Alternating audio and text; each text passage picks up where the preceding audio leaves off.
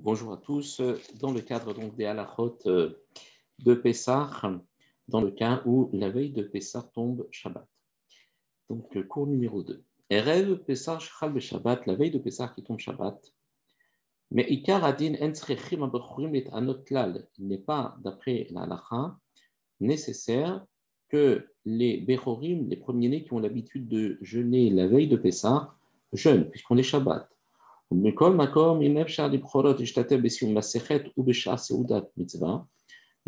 de toutes les manières, s'il est possible d'assister à ce qu'on appelle un sioum d'une maséchet, ce qui est un moment joyeux qui casse en fait le jeûne des premiers-nés, ce qu'on a l'habitude de faire tous les ans pour éviter que les premiers-nés n'aient à jeûner la veille de Pessah.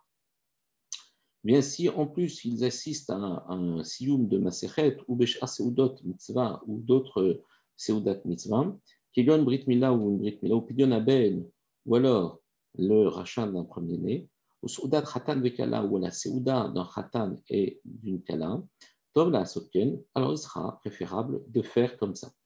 Ve'av Sheragil et Anot Bechol Shana Berev Pesa Bishvil Beno Bechor Hache Gedel, et un père qui lui va jeûner pour son enfant qui est petit et qui est premier-né jusqu'à ce qu'il grandisse, eh bien, dans ce cas-là, c'est même pas lui qui est concerné, c'est son fils qui est concerné. Pas tous les gamrés Beshalazomi Ta'anit. Alors, cette année où la veille de Pessah tombera Shabbat, il est évident qu'il n'aura pas du tout la nécessité de jeûner, il ne jeûnera pas. Et même les premières filles, les premiers enfants qui sont des filles, même s'il y a une chita qui dit qu'elles sont quand même concernées par le jeûne des premiers-nés, même si ce n'est pas l'habitude, mais certains craignent cela et jeûnent pour leurs filles qui sont premiers-nés, eh bien cette année, il n'y a aucun problème. Elles n'auront pas ni à jeûner, ni les parents à faire le jeûne à la place de leurs enfants. Et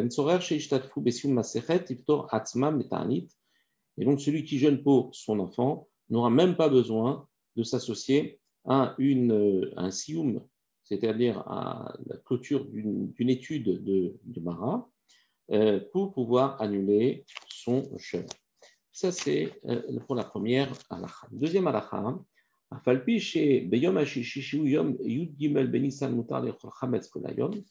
puisque nous avons commencé 24 heures avant à faire Bdikat Hametz. Normalement, la Bdikat Hametz des années ordinaires, eh bien, la Bdikat Hametz se fait la veille de Pessah. C'est-à-dire qu'imaginons que Pessah tombe mardi soir, c'est-à-dire mercredi, eh bien, la Bdikat Hametz se fera le lundi soir. Alors, lorsqu'on fait le Bdikat Hametz, on va enlever le Hametz qu'on a cherché dans la maison, on va le détruire quand mardi matin, veille de Pessah, et on va ensuite donc manger jusqu'à une certaine heure. Ensuite, on a encore un petit peu de temps pour détruire son Hametz, pour ne plus posséder à partir d'une heure un peu plus tardive. Cependant, là, on est l'avant-veille de Pessah, puisque Pessah va être dimanche. Donc, en fait, la veille de Pessah, c'est quand? C'est Shabbat. Donc, on s'arrête de manger du Hametz normalement Shabbat. Et on a le droit de manger du Hametz pendant toute la journée de vendredi, puisque c'est l'avant-veille. Eh bien, il dit même dans ce cas-là, il faudra quand même si on a le droit, d'après la halakha, de manger du Hametz tout le vendredi, on devra quand même faire la bdikat Hametz, la biou Hametz, c'est-à-dire la destruction du Hametz. On devra le faire et s'abstenir, on va dire, de tarder cette destruction. Pourquoi? On devra détruire le Hametz que l'on a cherché à la lueur d'une bougie la veille au soir, jeudi soir, et on devra le détruire vendredi avant la 5e heure, comme on le fait pour notre cas. Simplement, attention, on ne dira pas la phrase, la deuxième phrase qui, elle, nous enlève tout profit de Hametz. Donc, on va simplement détruire le Hametz et on va le faire à la même heure qu'on a l'habitude de faire d'habitude. Pourquoi? Comme les autres veilles de Pessah des autres années,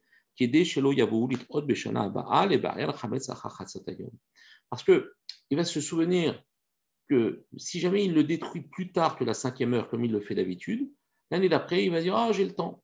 Et il ne va pas détruire le Hametz à la 5e heure en pensant qu'il a encore jusqu'à Hatzot, ce qui est assourd. Ce n'est que les les veilles de Pessah qui sont Shabbat ou l'avant-veille, le vendredi, on aurait le droit de manger toute la journée du Hametz. C'est le cas, on a le droit de manger toute la journée du Hametz. Mais on fera le bio Hametz comme on le fait d'habitude lorsque ce n'est pas ce cas. Yashir min Hametz mazon ishte serudot shel Shabbat bilvad. Il ne laissera, quand il aura détruit le Hametz qu'il aura trouvé, il ne restera, comme on a dit la dernière fois, le Hametz qu'il a mis de côté pour manger Shabbat, il ne gardera que 2 séoudotes, c'est-à-dire 2 repas, le repas du vendredi soir et le repas du samedi midi, en quantité juste suffisante pour ne pas avoir trop de déchets. Donc le repas de l'Aïd Shabbat ou Yom Shabbat Shacharit est pour le repas de Shabbat matin.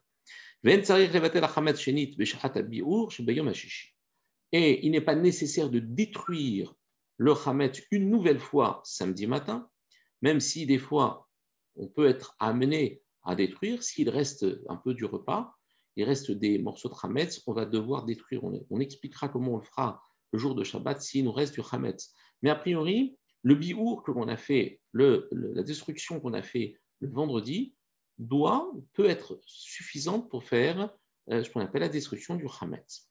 S'il nous en reste Shabbat, alors on sera obligé de détruire une nouvelle fois le reliquat des 2 séoudotes. Et là, il va l'annuler Bayom Shabbat Baboker. Alors, quand il va l'annuler le jour de Shabbat, c'est-à-dire qu'il va dire la phrase Kol Chamira, et qu'il ne va pas le faire au moment de la destruction du Hametz la veille, sinon ça l'empêche totalement de consommer toutes sortes de Hametz pendant tout Shabbat. Et c'est pour cela qu'il va devoir détruire vendredi, mais ne pas dire la deuxième phrase, qui, elle, annule totalement.